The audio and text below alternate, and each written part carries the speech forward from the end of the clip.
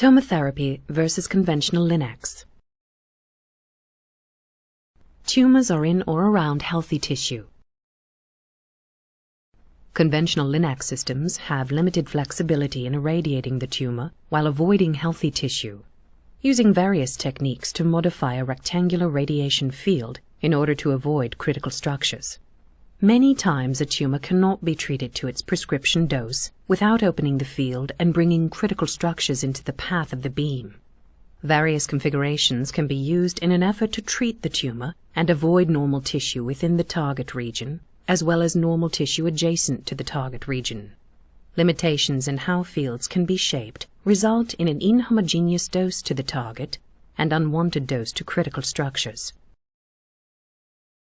Tomotherapy approaches delivery in a completely different way, splitting the beam into thousands of tiny beamlets, each making their own contribution to the total tumor dose.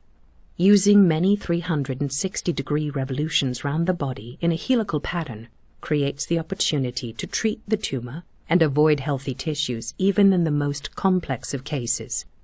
The treatment beam can simultaneously avoid healthy tissue within the target and adjacent healthy tissue. This unique delivery capability gives tomotherapy the best opportunity to deliver radiation to the intended target and avoid healthy tissue. Less unwanted dose means potentially fewer side effects. Fewer side effects means more opportunities for patients to live normal lives. Tomotherapy by Accuray.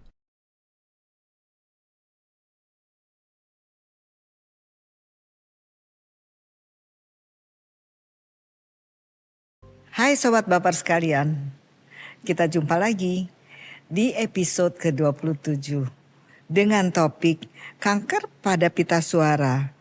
Apa saja opsi pengobatan pada pasien yang pasien miliki. Luar biasa sekali. Dan pada kali ini kita sangat beruntung sekali kita mendapat tamu. Seorang dokter yang cantik, masih muda pula. Dr. Fauzia, atau yang kita kenal dengan Dr. Esi. Panggilannya adalah Dr. Esi. Dr. Esi adalah seorang dokter spesialis THT konsultan atau subspesialisasi laring-faring. Kalau mau tahu adanya di mana nih, ada di dalam sini nih di tengah-tengah. Iya kan Dr. Esi ya? Apa kabar Dr. Esi? Baik Prof. Prof guru saya nih dari dulu. Alhamdulillah kita bisa berkumpul di sini ya Sobat Baper sekalian. Mudah-mudahan dalam keadaan sehat walafiat dan kita selalu berada di dalam lindungannya. Nah Dr. Esi, yuk kita bincang-bincang dengan Sobat Baper sekalian mengenai apa sih kanker larynx itu. Jadi sebenarnya mungkin tidak banyak sobat-sobat baper sekalian yang paham tentang kanker larynx. Padahal kanker larynx merupakan kanker yang kalau terkena akan mengenai salah satu fungsi yang sangat vital dari kehidupan manusia, benar ya? Silahkan Dr. Esi. Ya, makasih Prof atas kesempatannya. Jadi kanker laring itu kita tidak lazim dengarnya kali ya Prof ya. Jadi kita lebih sering dengar dengan kanker pita suara. Kanker pita suara. Jadi seperti Prof bilang tadi, pita suara itu adanya di dalam leher, nggak kelihatan. Tapi kalau ada gangguan dari pita suara, kita bisa tahu apa suara kita serak. Nah, nomor satu kita harus tahu dulu fungsi pita suara itu apa. Pita suara itu satu fungsinya buat respirasi, memasukkan udara ke dalam paru-paru kita buat bernapas. Kedua untuk bicara atau fonasi, dan ketiga untuk proteksi paru ketika kita makan. Nah jadi kalau ketiga, jadi sobat baper sekalian, pita suara itu bukan hanya untuk suara, tapi ada 3 fungsi yang sangat penting untuk kehidupan manusia. Oleh karena itu gangguan pada pita suara, misalnya kita kena infeksi influenza, banyak lendir, di pita suaranya ada lendir, suara kita serak Prof. Tapi kalau seperti dokter sebelumnya tadi menyatakan bahwa untuk prevensi kita harus suara serak 2 minggu, kita udah harus periksa langsung ke pita suaranya, dilihat ada apa. Takut ada yang tumbuh Prof, yang kita sebut sebagai neoplasma. Neoplasma itu karena dia tumbuh di pintu masuk tadi untuk bernapas. Bentuknya kalau kita dalam keadaan bernapas dia bentuknya terbuka seperti huruf V. seperti huruf A ya, dan dia akan memasukkan udara ke paru-paru kita. Tapi kalau ada yang tumbuh di situ, tentu saja Tutup dong. fungsi bernapasnya juga terganggu kan, Prof. Jadi pasti mulai ada keluhan suara serak, keluhan sesak. Memang keluhan sesak itu biasanya akan terjadi kalau sudah lanjut. Nah, kalau pada awal-awal ya kita suaranya serak, Prof. Jadi kalau kita udah obatin suara serak kita 2 minggu kemudian tidak ada perbaikan, sebaiknya kita langsung lihat ke pita suaranya langsung. Yang bisa lihat, kita bisa lihat pakai kaca laring, dokter umum yang pandai pakai kaca laring, atau langsung ke dokter THT dilihat pakai endoskop. Endoskop itu sekarang minimal invasif, Prof, kecil kayak spaghetti, Dan ini ya fleksibel lentur lagi ya, lentur masuk lewat hidung. Kemudian kita bisa lihat pita suaranya langsung. Ada apa di pita suara itu? Ya, jadi memang kanker pita suara itu sendiri di Indonesia ini selalu ditemukan 80% sudah lanjut, Prof. Padahal kanker itu bisa sembuh. Iya. Bisa sembuh dan kita tidak mengalami gangguan yang fatal yang tadi seperti Prof bilang, penting sekali karena pita suara untuk komunikasi. Jadi kalau misalnya kankernya Komunikasi dan bernafas ya. komunikasi itu mengeluarkan udara, Prof. Ya. Iya. Jadi fungsinya tadi untuk memasukkan udara buat Iya, bernapas, bernafas. bersuara dan Iya. melindungi Paru-paru. paru-paru untuk ketika kita Iya. menelan makanan, Iya. karena saluran makan terletak di belakang pita suara Iya. itu, Prof, yang kita sebut kerongkongan. Iya, iya. Jadi kalau di depan tenggorok, Tenggorok. Yang di belakang kerongkongan. kerongkongan. Iya. Ya. Demikian sobat baper sekalian, luar biasa sekali. Nah, jadi sebenarnya 80% dari kanker pita suara itu datang dalam keadaan lanjut lokal. Iya. Padahal gejalanya tuh kedengeran banget ya. Iya, Karena langsung kalau kita waspada suara kita serak-serak sedikit, kalau sudah 2 minggu sudah diobati dengan antibiotik atau antiinflamasi Iya. dan tidak sembuh, kita harus segera mencari pertolongan ke dokter yang memang kompeten, yaitu dalam hal ini kalau untuk melihat dengan sederhana bisa ke dokter umum, mungkin ke Kaca puskesmas, laring. tapi mungkin tidak semua puskesmas bisa, atau gimana ya dokter Esi? Harusnya itu kompetensi dokter umum untuk melihat iya. pakai kaca laring, laringoskopi indirect ya. Iya. Di puskesmas atau harusnya ke rumah sakit rujukannya, yaitu Dokter dilakukan THT. endoskopi Iya. yang dilakukan oleh dokter THT. Demikian. Nah, kalau misalnya kita terdiagnosa kanker larynx gitu misalnya, pengobatannya apa ya?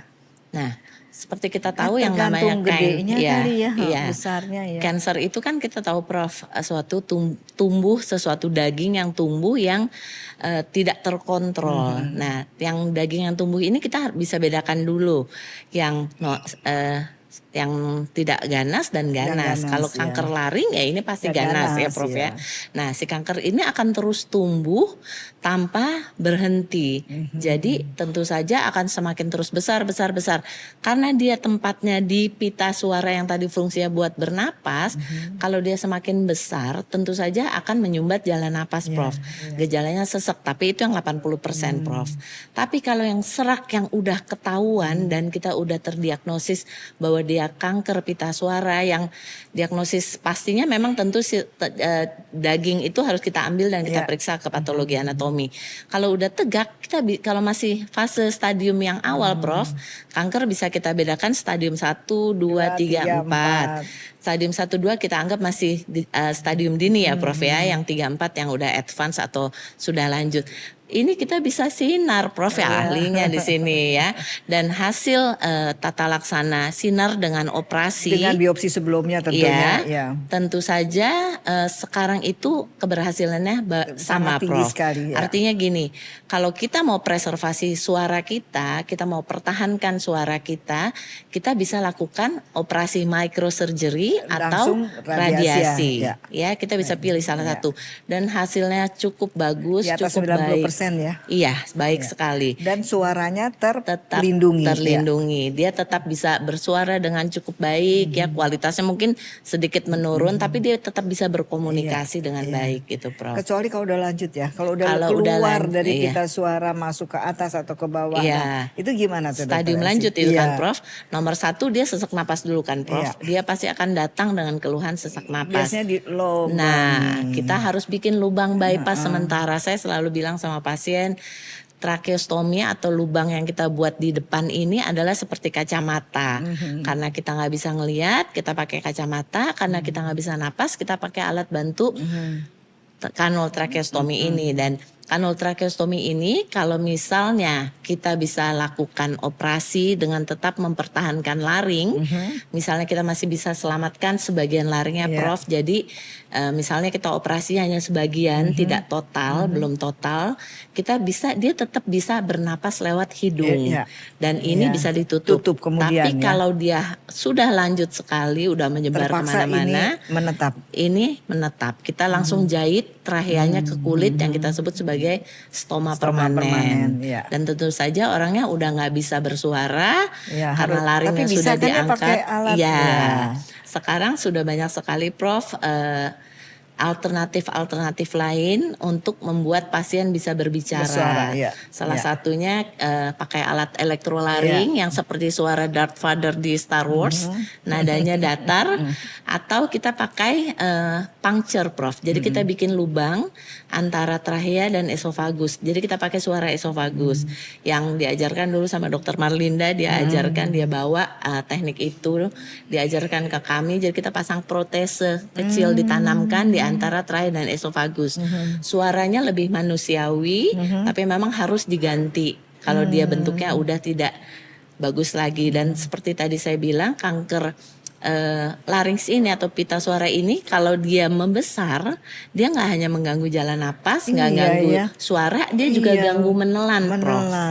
Menelannya juga akan terganggu. Jadi jangan berpikir kalau dibiarkan saja terus dia nggak ada masalah napas, sudah pakai ini selesai masalahnya. Enggak, kanker tetap tumbuh. Dan kanker itu pinter sekali ya, Prof. Bisa kemana-mana, cross-talkingnya segala macam ya.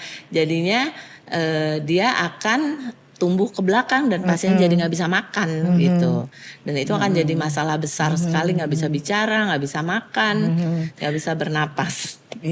Jadi intinya adalah jangan biarkan kanker itu tumbuh tanpa kita hiraukan gitu, tanpa kita obati dengan benar. Karena kebayangkan sobat baper sekalian, kepala leher kan segini nih. Nah ini kan di dalamnya nih banyak macam-macam nih. Ada kecuali jalan nafas, ada untuk fungsi suara, ada jalan makan, kan?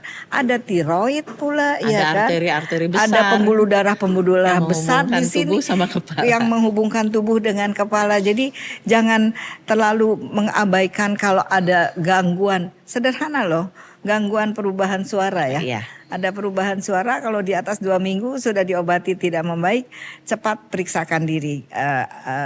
Sejawat sobat baper sekalian, tentunya ke tenaga ahlinya.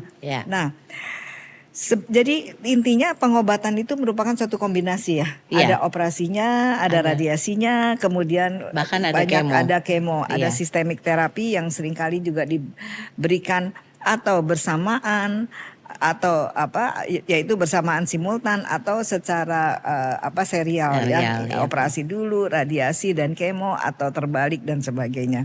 Nah, tadi kita sudah bicara tentang tracheostomy juga. Jadi tracheostomy kita nggak usah khawatir. Itu adalah memang life saving ya. Life saving itu menyelamatkan hidup kita. Kalau nggak di tracheostomy kita nggak akan bisa napas kan. Benar, Prof. Dan seringkali kalau keadaannya masih lebih dini, itu bisa ditutup kembali. Masih. Jadi kalau kita misalnya partial laryngectomy, operasinya namanya laryngectomy, mengangkat laring.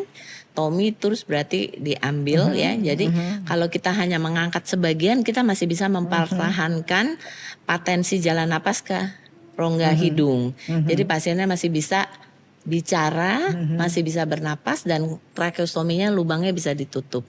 Tapi kalau dia total semua diangkat, itu yang kita harus cari alternatif alat lain untuk supaya pasien ini bisa bicara.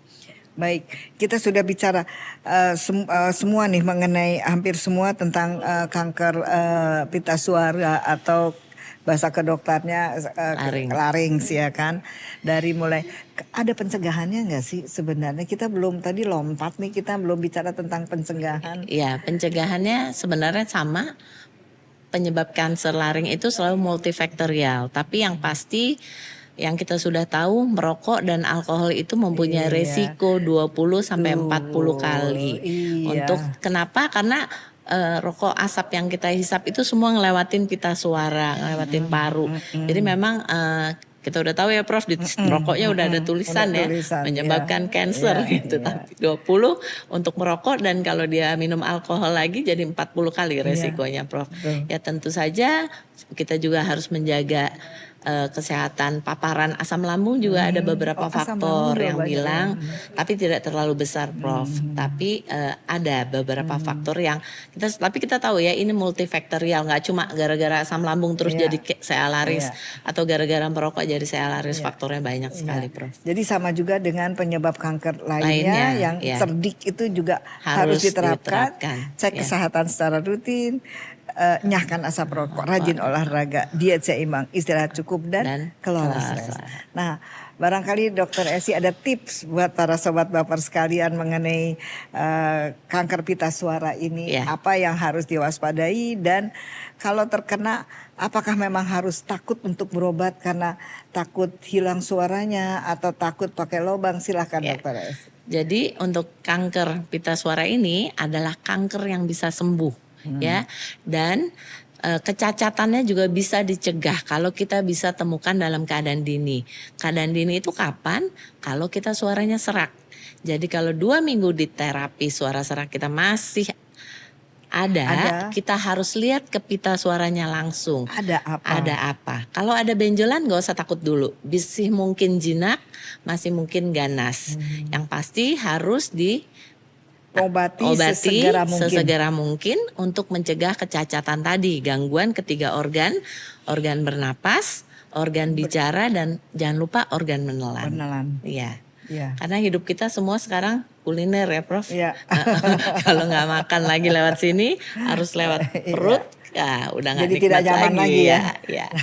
Baik sobat baper sekalian, bertambah lagi ilmu kita saat ini dengan kanker pita suara atau kanker larynx yang ternyata dampaknya sangat besar sekali kalau ditemukan atau diobati dalam keadaan lanjut dan lanjut lokal.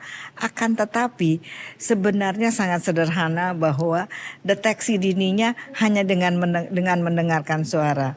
Jadi kalau sobat baper sekalian ada mendengar tetangga atau keluarga, kerabat, tetangga yang suaranya berubah dan kelihatannya tidak sembuh-sembuh, coba anjurkan untuk mendatangi pusat-pusat pelayanan Kesehatan. untuk mendapatkan pemeriksaan yang lebih lanjut. Demikian barangkali Dokter Esi. Iya. Mudah-mudahan apa yang kita bicarakan ini dapat bermanfaat bagi sobat baper sekalian. Terima kasih. Sampai jumpa.